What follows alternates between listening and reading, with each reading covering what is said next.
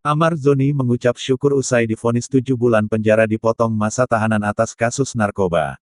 Sebab ia tak lama lagi bebas. Seperti diberitakan sebelumnya suami Irish Bella itu ditangkap di kediamannya kawasan Sentul, Bogor, Jawa Barat dan ditahan pada tanggal 8 Maret tahun 2023. Jika dipotong masa tahanan, terhitung pada Oktober tahun 2023 Amar Zoni akan bebas dari penjara.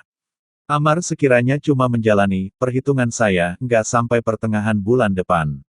Maksimal pertentangan bulan Oktober Amar sudah bisa bebas, kata kuasa hukum Amar Zoni, Abdullah Emile Umar Selasa tanggal 26 September tahun 2023.